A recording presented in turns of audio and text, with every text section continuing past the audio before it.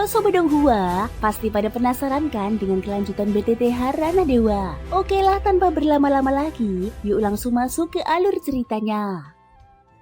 Di episode sebelumnya, rapat berakhir tanpa keputusan tegas soal sang misi, tetapi kecurigaan justru semakin tajam. Xiaoyan berhasil menghindari tudingan langsung, namun posisinya tetap berbahaya. Dari sikap dan ucapan Huachan, Xiaoyan semakin yakin bahwa Huachan adalah sang misi yang sebenarnya dan sedang memainkan sandiwara untuk mengalihkan perhatian. Hubungan Xiaoyan dan Huachan berubah menjadi tegang namun terselubung, saling menahan diri tanpa konfrontasi terbuka. Menyadari resikonya, Xiaoyan memilih langkah preventif dengan melaporkan kepemilikan 9 topeng kepada nomor 1 demi mengamankan posisinya jika identitasnya kelak terbongkar. Nomor 1 telah mengetahui kebenaran sejak awal dan memerintahkan Xiaoyan tetap menyamar sebagai nomor 9 untuk mengumpulkan informasi. Konflik pun resmi memasuki fase tersembunyi, belum meledak tetapi penuh intrik, kecurigaan, dan persiapan menuju benturan yang lebih besar. Xiaoyan mengangguk pelan. Dia memang pernah bertemu Huachan lebih dari 1 kali. Saat itu kekuatannya masih terlalu lemah. Namun kini jika dia mengingat kembali, kekuatan Huachan tetaplah berada di jajaran puncak. Hanya saja Xiaoyan sama sekali tidak menyangka bahwa dalam pengejaran kali ini, Huachan ternyata juga terlibat di dalamnya. Saudara He, kita harus kembali mengubah rute. Mereka sudah mengejar kita, ucap Xiaoyan sambil menoleh ke arah He Xianren. He Xianren dan Xiaoyan saling berpandangan sejenak, lalu mengangguk penuh pengertian. Saat ini meskipun mereka telah berputar cukup jauh, jarak menuju wilayah suci Dewa Buddha telah ditempuh lebih dari setengahnya. Sebagian besar pengejar memang telah benar-benar berhasil mereka singkirkan. Namun masih ada sebagian lain yang tetap menempel erat, terutama Miao Liankong yang memiliki artefak ilahi jejak bayangan. Tak peduli seberapa sering He Xianren mengubah arah atau seberapa cepat Xiaoyan melesat dengan jiwa gerak void, Miao Liankong tetap mampu memperoleh informasi posisi mereka dengan sangat akurat, tanpa pernah kehilangan jejak. Baru saja Xiaoyan menyelesaikan 1 kali perlintasan ruang dan keluar dari celah dimensi, sejumlah senjata tajam langsung menghantam dari segala arah. Aura pembunuh yang brutal menyeruak, bagaikan kawanan hiu yang mencium bau darah, melonjak keluar dari kehampaan dan membentuk kepungan dalam sekejap. Apa yang kalian tunggu?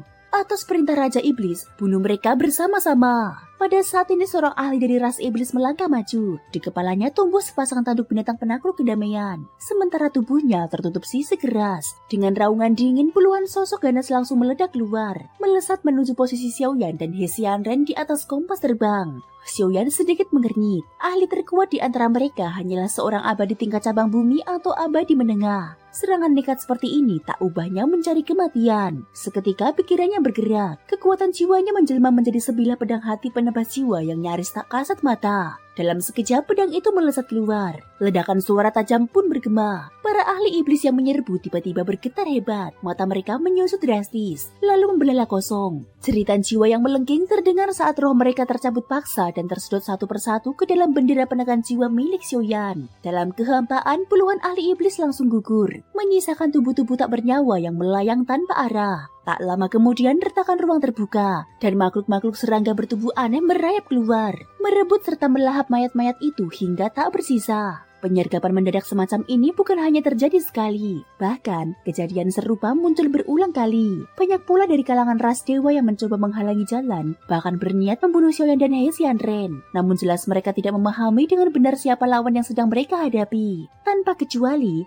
semuanya tewas dan menjadi jiwa-jiwa baru di dalam bendera penekan jiwa Xiaoyan. Hanya saja karena jarang ada abadi tingkat dewa sejati, kekuatan jiwa yang diperoleh masih tergolong lemah. Meski begitu, kekuatan bendera penekan itu sendiri memang bertumbuh pada akumulasi jumlah. Saat menghadapi penguasa ilusi sebelumnya, Xiaoyan pernah meledakkan seluruh jiwa di dalam bendera penekan jiwa. Kini, untuk mengumpulkannya kembali tentu membutuhkan waktu dan usaha yang tidak sedikit. Meski demikian, Xiaoyan tidak terburu-buru. Dia terus mengumpulkan jiwa sedikit demi sedikit. Selain itu, setiap api yang muncul dari tubuh musuh yang mereka hadapi, tanpa kecuali semuanya dia ambil dan serahkan kepada api pemusnah. Api peringkat pertama untuk ditelan. Api ini memang memiliki daya kehancuran yang mengerikan, namun konsumsi energinya juga luar biasa besar.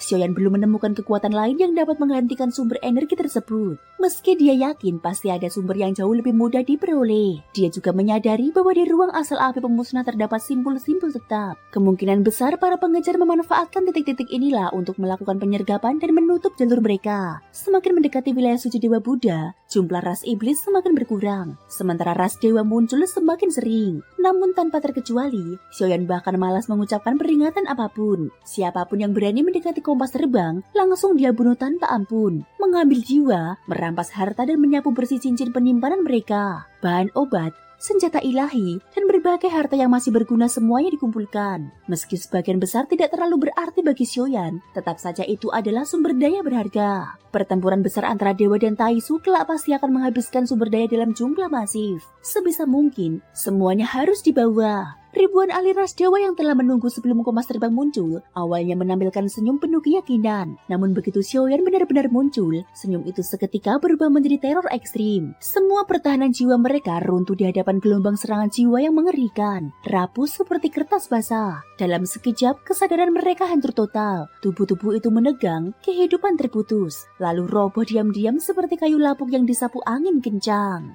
Xiaoyan tidak berhenti bergerak. Dengan satu pikiran, pedang hati penebas jiwa mampu melenyapkan sebagian besar musuh. Jika muncul sosok keabadian tingkat dewa, dia hanya perlu melangkah maju dan menghantam dengan satu tinju untuk membunuhnya. Pada saat ini, bendera penekan jiwa meledak bak lubang hitam, memancarkan daya hisap mengerikan. Jiwa-jiwa para dewa yang baru saja dibunuh tercabut paksa dari jasad mereka, mengalir deras masuk ke dalam bendera. Kejatuhan besar-besaran ras dewa ini jelas akan menarik perhatian para ahli kuat dari wilayah suci Dewa Buddha. Kompas terbang merobek kehampaan dan melesat kencang di dalam arus ruang yang kacau, meninggalkan jejak perak yang lenyap dalam sekejap. Hesianran mengerahkan seluruh kekuatannya untuk mengendalikan kompas terbang, memperlihatkan peta baru di hadapan mereka dan terus melintasi ruang demi melepaskan diri dari para pengejar yang menyerupai mayat hidup kuno itu. Di atas kompas terbang, Xiaoyan duduk bersila, wajahnya setenang air. Namun di balik matanya yang dalam, tersembunyi api rahasia yang mampu menghancurkan segalanya. Dia dengan seksama merasakan gelombang aura yang terus mendekat. Setelah merenung sejenak,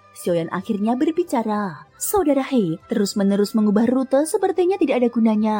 Masuk ke wilayah suci Dewa Buddha dengan cara seperti ini justru merugikan kita berdua. Kita telah memusuhi ras iblis dan ras dewa sekaligus. Meski mungkin kita bisa menghindari kejaran iblis setelah masuk, ras dewa pasti akan mengerahkan segalanya untuk memburu kita. Rencana ini terlalu berbahaya. Suara Xiaoyan terdengar tenang namun tegas. Saudara Xiaoyan, jelaskan lebih lanjut. Aku mendengarkan, jawab Hesianran tanpa ragu, menunjukkan kepercayaan penuh, sama seperti yang pernah dia tunjukkan kepada Xuan Huang. Untuk sementara, kita harus bersembunyi, sebisa mungkin melepaskan penguncian aura, bahkan mungkin meninggalkan wilayah barat langit. Lanjut Xiaoyan, saat ini terlalu banyak pihak yang mengunci keberadaan kita. Tekanan dan ancaman kematian ini membuatku terus merasa tidak tenang. Dia terdiam sejenak, lalu melanjutkan dengan suara rendah. Namun sebelum pergi, aku perlu merebut tubuh ras dewa. Dengan tubuh itu aku bisa bebas keluar masuk wilayah suci Dewa Buddha. Saat Xiaoyan membuka matanya, dalam benaknya telah tergambar peta nebula wilayah suci Dewa Buddha. Tidak jauh dari sana, sebuah sosok melesat dengan wajah penuh kepanikan.